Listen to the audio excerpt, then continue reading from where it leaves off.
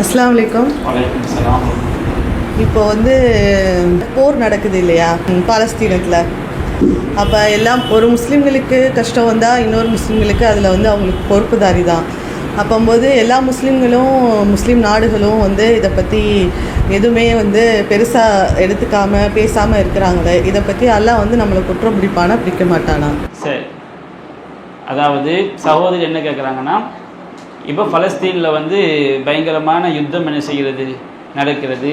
அப்பாவி பலஸ்தீன முஸ்லீம்கள்லாம் என்ன செய்யப்படுறாங்க, கொல்லப்படுறாங்க. இது எல்லா முஸ்லீம் நாடுகளுமே என்ன செய்கிறாங்க, அமைதி காக்குறாங்க. இதை நாளைக்கு நாம் எல்லாருமே இன்னமல் மூமினூன இஹ்வா, மூமின்கள் அனைவருமே சகோதரர்கள் அப்படின்னு அல்லாஹ் சொல்லி காட்டுறான். அப்படி இருக்கும்போது நாம் இப்படி அமைதியாக இருக்கிறது சரியா அப்படின்னு சொல்லி என்ன செய்கிறாங்க கேட்குறாங்க. அதாவது நம்முடைய மார்க்கத்தை பொறுத்த வரைக்கும் ஒரு மூமின் எந்தெந்த காலகட்டங்களில் எப்படி எப்படி செயல்பட வேண்டும் என்பதை மார்க்கம் நமக்கு என்ன செய்ய சொல்லி காட்டுது. மார்க்கம் சொல்லித்தந்த அடிப்படையில் நாம் செயல்படுவதனால் அது நமக்கு நல்ல விளைவை உண்டாக்குமே தவிர, அதற்கு மாற்றமான வழிமுறைகளை ஒருவர் கையாண்டால் கண்டிப்பாக அது பலஸ்தீன் முஸ்லிம்களுக்கு என்ன பாதிப்பு ஏற்பட்டதோ அதே பாதிப்பு அவங்களுக்கு உண்டாகும். இப்போ நாம் இந்தியாவில் இருக்கிறோம், தமிழ்நாட்டில் இருக்கிறோம், பலஸ்தீன் முஸ்லீம்களில் இஸ்ரேல் குண்டு போட்டு கொள்றான்.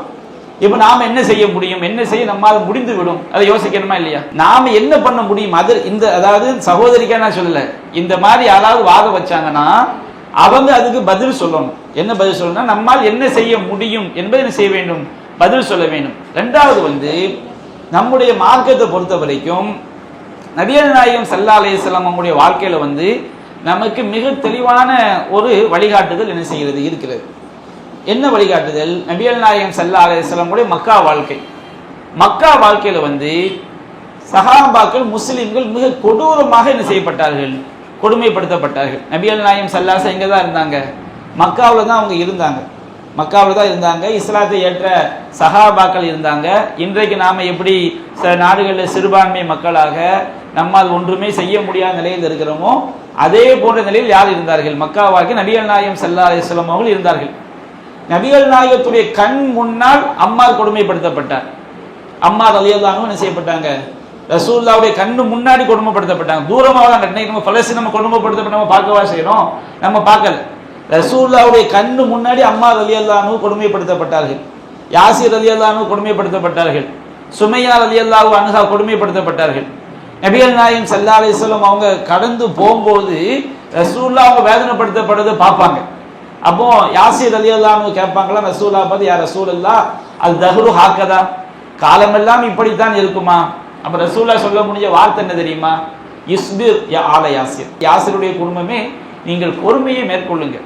இன்ன மௌஇதத்துல் ஜன்னah, உங்களுக்கு வாக்களிக்கப்பட்ட இடம் சொர்க்கம்.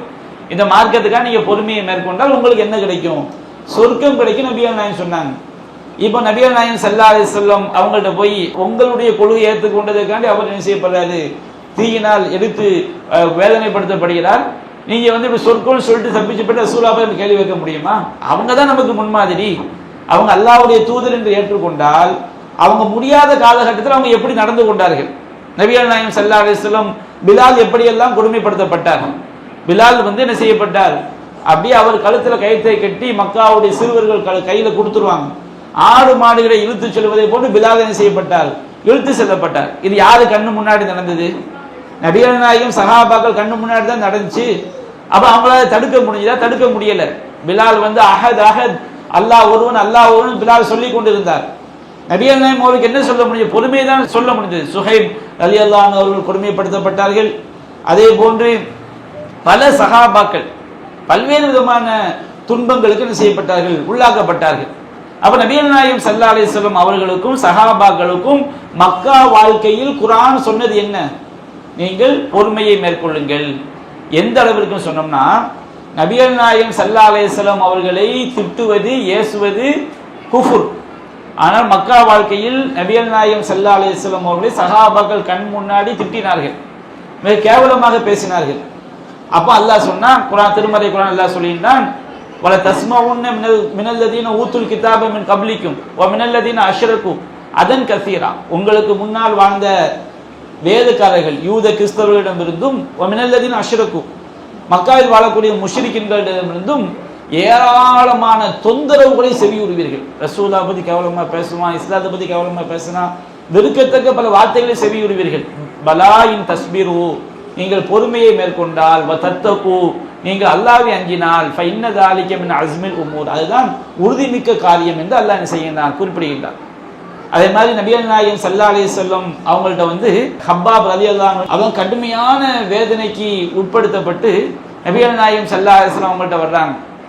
அல்லாஹ்வின் தூதரே, அலா ததுல்லாஹ லனா, எங்களுக்காக நீங்க அல்லாஹ் கிட்ட துவா செய்ய மாட்டீங்களா, இப்படிலாம் வேதனைப்படுத்துறாங்களே, இப்படிலாம் கொடுமைப்படுத்துறாங்களே அப்படின்னு சொல்லும்போது நபிகள் நாயகம் ஸல்லல்லாஹு அலைஹி வஸல்லம் அவங்களுக்கு சொல்றாங்க, உங்களுக்கு முன்வாழ்ந்த மக்கள் எல்லாம் அவங்க இந்த இஸ்லாத்தை ஏற்றுக்கொண்டதற்காக அவங்களுடைய தலைகளில் வந்து மண்ணுக்குள் அவங்க புதைத்து வைக்கப்பட்டு தலைகளில் இரும்பு சீப்புகளை வைத்து செய்வாங்க, தலையை நேர குத்தி ரெண்டா உடம்பை பிளப்பாங்க.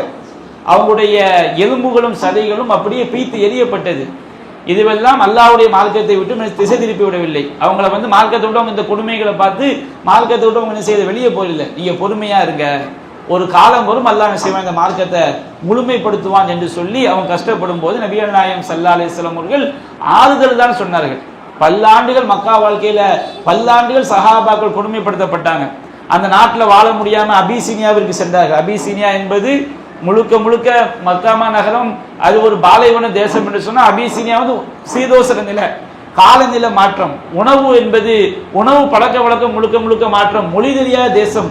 மார்க்கத்துக்காண்டி அந்த தேசத்துக்கு போக சொன்னாங்களே தவிர நபிகள் நாயகம் ஸல்லல்லாஹு அலைஹி வஸல்லம் அவர்கள் மக்கா வாழ்க்கையில மிக பலமாக இருந்த எதிரிகளை எதிர்த்து ஒன்றும் செய்ய முடியாமல் இருக்கும்போது அவர்கள் செய்த ஒரே பிரச்சாரம் சத்திய கொள்கை எடுத்து சொன்னார்கள், அல்லாஹ்விடம் உதவி தேட சொன்னார்கள், பொறுமையை மேற்கொள்ள சொன்னார்கள். மூசா அலைஹிஸ்ஸலாம் அவங்க காலத்தை எடுத்து பாருங்க. ஃபிரௌன் என்ன செஞ்சான், சில காலம் வந்து ஆண் குழந்தைகள் பிறக்கும் போது அவங்கள உயிரோடு அறுத்து என்ன செஞ்சான், கொண்டான். சில காலம் விட்டான். மூசா நபி வர்றதுக்கு முன்னாடி அதுதான் நிலைமை, மூசா நபி வந்த பிறகு அதுதான் நிலைமை. அப்ப மூசா நபி என்ன சொன்னாங்க, அறுத்து கூட யோசித்து பாருங்க. ஆம்பளை பிள்ளை பிறந்தா ஃபிரௌன் ஆள்க வருவாங்க, பிடிச்சி என்ன செஞ்சிருவாங்க, கழுத்தை அறுத்துருவாங்க. இது எவ்வளவு பெரிய சோதனை.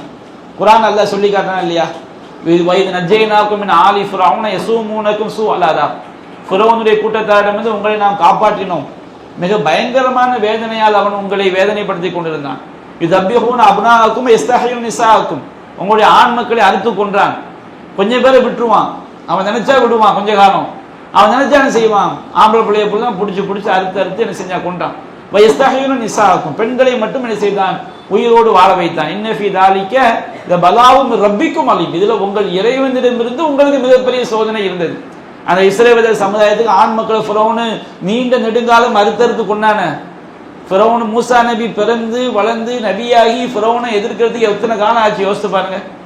மூசா நபி பிறக்கிறாங்க, அவங்க வளர்க்குற வரைக்கும் ஃபிரௌன்ட தான். மூசா நபி பிறக்கிறதுக்கு முன்னாடியே அவன் செஞ்சு அறுத்து கொண்டுகிட்டு இருந்தான்.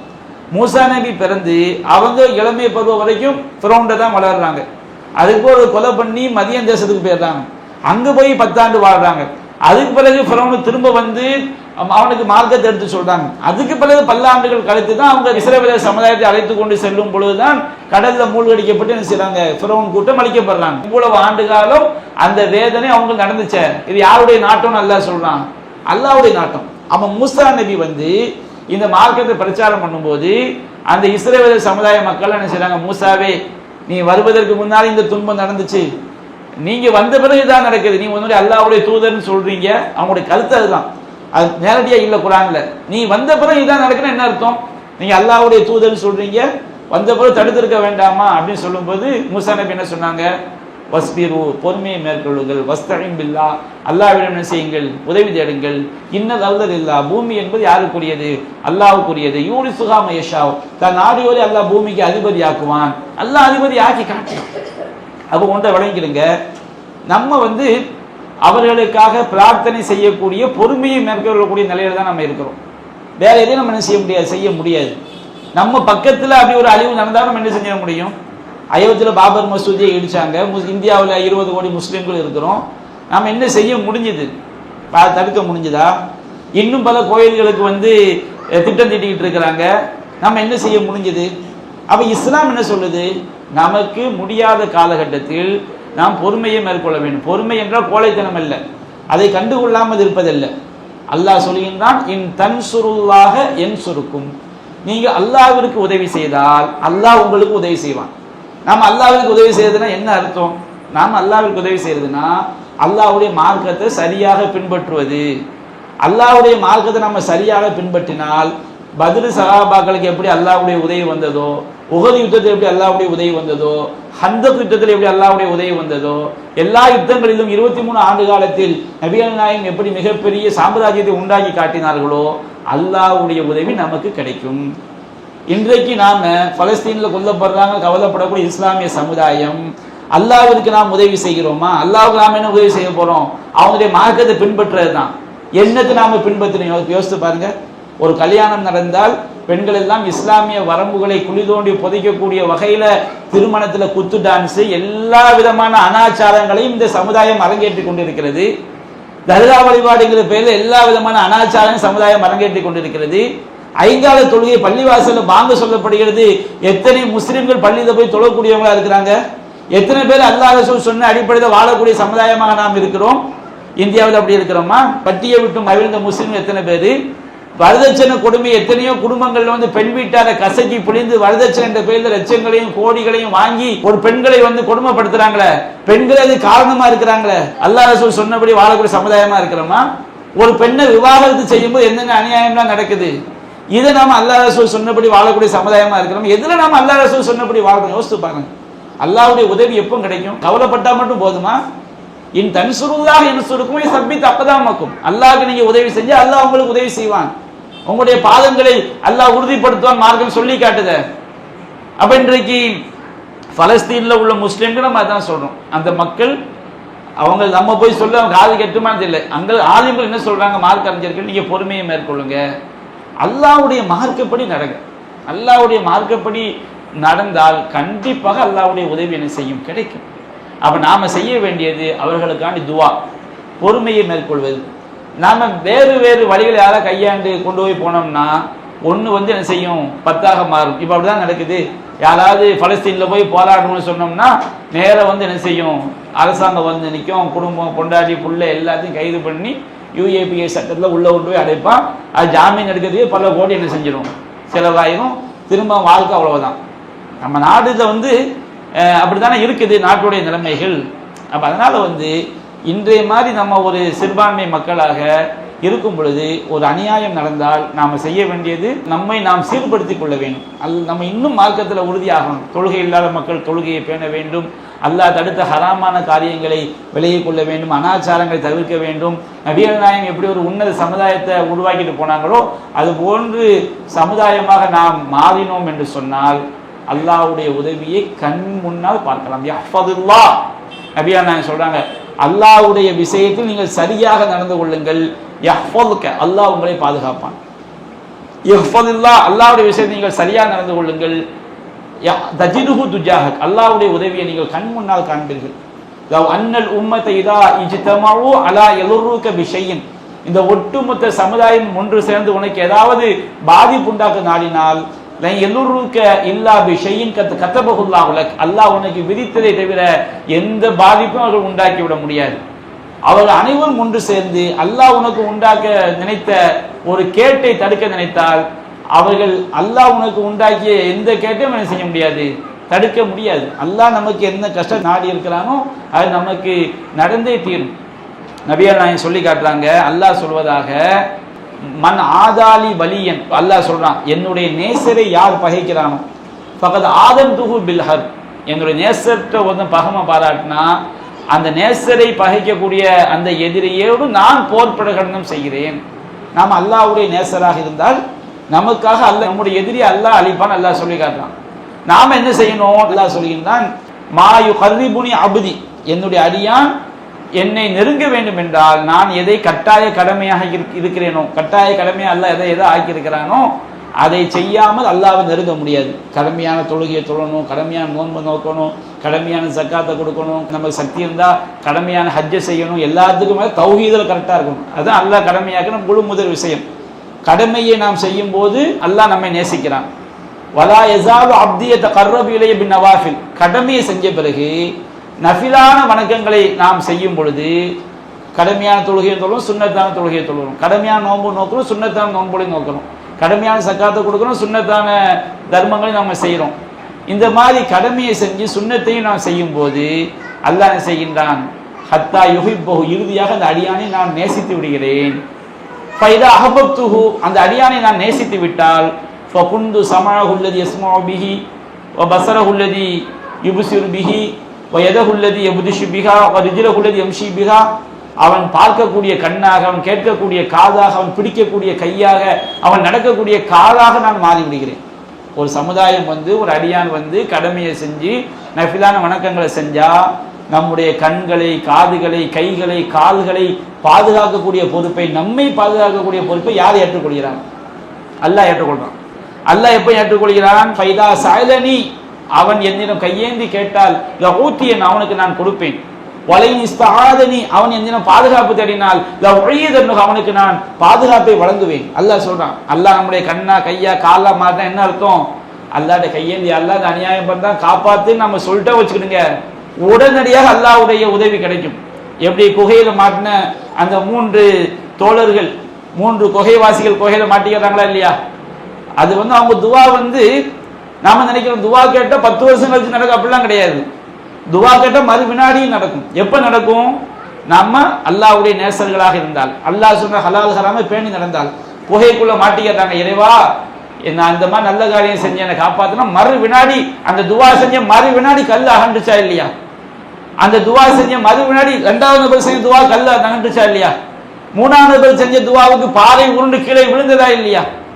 இப்ராஹிம் அலைஹிஸ்ஸலாமுடைய மனைவி அன்னை சாரா அலைஹிஸ்ஸலாம் அவங்களை ஒரு கொடுங்கோல் மன்னன் சிறைப்படுத்தி கொண்டான். அவர்களை கற்பழிப்பதற்காக செல்லும்போது அல்லாஹ் இவன்ட்டு காப்பாற்று சொன்னவன மறு வினாடி அந்த மன்னனுடைய கைகால் இழுத்துச்சா இல்லையா? அது எப்படி? துவா செஞ்சா உடனே நடக்காதுன்னு எப்படி நம்ம சொல்ல முடியும்? துவா செஞ்சால் மறு வினாடி நடக்கும். கையேந்தி துவா செஞ்சவன மறு வினாடி அந்த மன்னனுடைய கை இழுத்தது. அப்ப அவங்க நினைச்சாங்க, இவன் செத்துட்டா நாம தான் கொலை செஞ்சோம், எல்லாம் அவன் செத்துறக்கூடாதுன்னு துவா செஞ்சா மறு வினாடி சரியானா. திரும்ப அவன் தப்பா நடக்க வந்தான், எல்லாம் இவனை பிடிச்சிருன்னு சொல்லும் போது மறு வினாடி அவனுக்கு பிடிக்கப்பட்டது. அவன் செத்துட்டா நம்ம மேல கொலைப்பொழி விழுந்து திரும்ப எல்லாம் இவனை என்ன செஞ்சிடாத சாக விட்டுறாங்கன்னு உடனே சரியானா. கடைசியில் அவனே பார்த்துட்டு இந்த இந்த அம்மா ஒரு பயங்கர ஷைத்தான், அவன் பார்வையே ஷைத்தான், பயங்கர ஷைத்தானா இருப்பான்னு சொல்லி அன்னை சாலா அலைஹிஸ்ஸலாம் அவர்களுக்கு அன்பளிப்பாக கொடுத்து அனுப்பி வைத்தான். அந்த மன்னன் ஹாஜர் அலைஹிஸ்ஸலாம் அவங்க மூலமா தான் இஸ்மாயில் நபி பிறந்தாங்க. அந்த வாரிசுல வந்ததுன்னா முகமது ஸல்லல்லாஹு அலைஹி வஸல்லம் அவர்கள். ஒரு துவாவுடைய வெயிட்டை பாருங்க. நபிகள் நாயகம் சொல்றாங்க, துவா செஞ்சா அல்லாஹ் உடனடியா உதவி தருவான். இன்னைக்கு ஒட்டுமொத்த சமுதாயம் யாரப்னு துவா செய்து அல்லாஹ்வுடைய உதவி வராது. சில காரணங்கள் என்ன தெரியுமா? நபிகள் நாயகம் சொல்றாங்க, நாம பயணத்துல போகும்போது நிறைய கஷ்டப்படுவோம். அந்த காலத்து பயணம் ரொம்ப சிரமம். கஷ்டப்படும் போது அல்லாஹ்ட்ட துவா கேட்டா அல்லாஹ் உடனடியா பதில் தருவான். கஷ்டம் நம்ம கடுமையான கடுமையான கஷ்டத்திற்கு நம்ம அறுத்தறுத்து கொள்றான்னு வச்சுக்கோங்க. அறுத்தறுத்து கொள்றது எவ்வளவு பெரிய கஷ்டம். கஷ்டத்துல இருக்கிறவன் கேட்டா உடனே ரஹ்மான் இறக்கப்படுவான். குர்ஆன் அல்லாஹ் சொல்றான், அம்மை யுஜீபுல் முல்தர்ர இதா தஆஹு வ யக்ஷிஃபுஸ். நெருக்கடிக்குள்ளானவன் பிரார்த்தனை செய்து அழைக்கும் பொழுது அவனுடைய பிரார்த்தனைக்கு பதிலளித்து துன்பத்தை நீக்குபவன் யார்? இலாஹுமா அல்லாஹ். அல்லாஹ்வோடு வேறு கடவுள் இருக்கிறான் அல்லாஹ் கேட்கிறான். கஷ்டத்துல ஒரு அடியான் அல்லாஹ்ட்ட கையேந்தும் போது அல்லாஹ் ரொம்ப ரொம்ப ரொம்ப இறக்கப்படுறான். ஆனால் ஒரு அடியான் பயங்கரமான கஷ்டத்துல இருக்கான். அவன் பயணத்துல தலையெல்லாம் புழுதி படிஞ்சிருக்குது, ஆடையெல்லாம் அழுக்கு படிஞ்சிருக்குது. அந்த கஷ்டத்துல இருக்கிறான். ரஹ்மான்ட்ட கையேந்தி யாரோப்புங்கிறான். அல்லாஹ்ட்ட பதில் வரமாட்டுக்கு. நபியா நான் சொல்றாங்க, அண்ணா இஸ்தஜாபு லஹு, அவனுக்கு எப்படி பதிலளிக்கப்படும்? அடியான் கஷ்டப்பட்டா உடனே மனம் பிறங்கக்கூடிய ரஹ்மான், உடனே உதவி செய்யக்கூடிய ரஹ்மான், அவன் பயங்கரமான கஷ்டத்துல கையேந்திரான், அவனுக்கு அல்லாஹ் கொடுக்க மாட்டேங்கான். ஏன் அல்லாஹ் கொடுக்க மாட்டேங்கிறான்? நபியா நான் சொல்றாங்க, மத்அமுஹு ஹராம், சாப்பிடக்கூடிய சாப்பாடு ஹராம். சாராயத்தை குடிக்கிறான், அல்லது ஹராம வட்டி வாங்கி சம்பாதி சாப்பிட்றான், லஞ்சம் வாங்கி சம்பாதி சாப்பிட்றான். வட்டியும் சாராயமும் ஹராமு. வட்டியை வாங்கி ஹலாலான அரிசியை வாங்கி சாப்பிட்டு அதுவும் ஹராம் தானே. லஞ்சம் வாங்கி ஹராமான அரிசியை சாப்பிட்டு அதுவும் ஹராம் தானே. வரதட்சணை வாங்கி ஊட்ட கட்டினா அதுவும் ஹராம் தானே. மத்அமுஹு ஹராம், அவனுடைய உணவு ஹராம். மஷ்ரபுஹு ஹராம், அவன் குடிப்பது ஹராம். மல்பசு ஹராம், அவன் அணிந்திருக்கக்கூடிய ஆடை ஹராமான வழியில் சம்பாதிக்கப்பட்டதா இருக்குது, அல்லது அவன் அணிந்திருக்கக்கூடிய ஆடை ஹராமான ஆடையாக இருக்கிறது. ஹராம், அவன் ஹராமிலேயே மூழ்கி திளைத்தவனாக இருக்கிறான். அவனுக்கு எப்படி பதிலளிக்கப்படும்? நபியா நாயகம் கேட்குறாங்க. நம்ம ஹராமில் இருந்தால் நமக்கு என்ன செய்யப்படாது, பதிலளிக்கப்படாது. அப்போ நம்முடைய துவாக்கள் ஏற்றுக்கொள்ளப்பட வேண்டும் என்றால், அல்லாஹ்வுடைய உதவி நமக்கு தேவை என்றால் நாம் மாற வேண்டும், நம்முடைய சமுதாயம் மாற வேண்டும். பாதிப்புக்குள்ளாகக்கூடிய சமுதாயத்துக்கு உடனடியாக அல்லாஹ்வுடைய உதவி கிடைக்கும். அந்த சமுதாயம் தங்களை மாற்றிக்கொள்ள வேண்டும். மாற்றிக்கொண்டால் அல்லாஹ்வுடைய உதவியை கண் முன்னால் பார்க்கலாம். எனவே நபிகள் நாயகம் சொன்ன மாதிரி நம்ம ஒன்றுமே செய்ய முடியாத ஒரு சூழலில் இருக்கும்போது நம்மளோட உள்ள பெரிய ஆயுதம் துவா. அந்த துவா பயனளிக்க வேண்டும் என்றால் நம்மை நாம் சீர்திருத்திக் கொள்ள வேண்டும். இந்தியாவில் உள்ள முஸ்லீம்களாக இருக்கும், தமிழ்நாட்டில் உள்ள முஸ்லீம்களாக இருக்கிறோம். நம்ம துவா அல்லாஹ் ஏற்றுக்கொள்ளப்படணும்னா நமக்கு ஒரு பாதிப்பு வரும்போது நம்மை நாம் சீர்படுத்திக் கொள்ள வேண்டும். நம்மை நாம் சீர்படுத்தாமல் கூட்டங்களை கூட்டி ஆர்ப்பாட்டம் செய்வதனாலோ, ஓட்டுகளை எல்லாம் சேர்ந்து பிஜேபிக்கு எதிராக போட்டதுனால அவங்க எல்லாம் தோத்து, அப்படிலாம் கிடையாது. அல்லாஹ்வுடைய உதவி நமக்கு கிடைக்கணும். நம்மை நாம் மாற்றிக்கொள்ள வேண்டும். நம்முடைய குடும்பம் மாற வேண்டும், நம்முடைய சமுதாயம் மாற வேண்டும். நீங்கள் மாறினால் உங்க அளவுக்கு அல்லாஹ்வுடைய உதவி கிடைக்கும். உங்க குடும்பம் மாறினால் குடும்பம் அளவுக்கு அல்லாஹ்வுடைய உதவி கிடைக்கும். ஒரு சமுதாயம் மாறினால் அந்த ஒட்டுமொத்த சமுதாயத்திற்கும் அல்லாஹ்வுடைய உதவி கிடைக்கும். இன்னல்லாஹ லா யுகையிரு மா பி கௌமின் ஹத்தா யுகையிரு மா பி அன்ஃபுஸிஹிம். ஒரு சமுதாயம் தன்னை மாற்றிக் கொள்ளாதவரை அந்த சமுதாயத்தை அல்லாஹ் என்ன செய்ய மாட்டாங்க, மாற்ற மாட்டான். ஒரு சமுதாயம் எல்லா அநியாயங்களும் நாங்கள் பண்ணுவோம், எங்களுக்கு எதிரி மூலமா அக்கிரமம் நடக்கும் போது மட்டும் அல்லாஹ் உதவி எங்க எங்க அல்லாஹ் இருக்கிறானோ அல்லாஹ் அப்படி பேச புண்ணியம் கிடையாது. சமுதாயம் மாற வேண்டும். ஒரு சமுதாயம் ஒட்டுமொத்தமாக மாறினால் அல்லாஹ்வுடைய உதவி கிடைக்கும். இதைத்தான் நாம் பலஸ்தீன் மக்களுக்காக செய்ய வேண்டும். அந்த மக்களும் தங்களை மாற்றிக்கொள்ள வேண்டும். சில வீடியோக்கள்லாம் பார்க்கும்போது ரொம்ப பரிதாபமாக இருக்குது. இந்த முஹர்ரம் வந்துச்சு, அது உண்மையா பயணம் தெரியல. காசாவில் வாழக்கூடிய முஸ்லீம்கள் லட்சக்கணக்கான முஸ்லீம் ஒன்று கூடி யா ஹுசேன் யா அலின்னு சொன்னா எவ்வளோ பயங்கரமான ஷிர்க்கு. மக்களும் என்ன செய்ய வேண்டும், சரியான மார்க்கத்தை அறிந்து பின்பற்றக்கூடிய மக்களாக மாற வேண்டும். அப்படிதான் அல்லாஹ்வுடைய உதவி என்ன செய்யும், கிடைக்கும் என்பதை நம்முடைய மனதில் நாம் பதிய வைத்துக் கொள்ள வேண்டும். நாம செய்யக்கூடிய மார்க்க அடிப்படையில் மூசா நபி பலவீனமா இருக்கும்போது அந்த மக்களுக்கு என்ன சொன்னார்களோ, ரசூல்லா பலவீனமா இருக்கும்போது அந்த மக்களுக்கு என்ன சொன்னார்களோ, அதைத்தான் நாமும் சொல்கிறோம். நாம் பொறுமையை நாம் அவர்களுக்கு அல்லாஹ்விடம் பிரார்த்தனை செய்ய வேண்டும். நம்முடைய செயல்களை சீர்படுத்திக் கொள்ள வேண்டும். அதை எதிர்க்கக்கூடிய ஒரு சக்தியை அல்லாஹ் நமக்கு தந்தான் வச்சுக்கிடுங்க.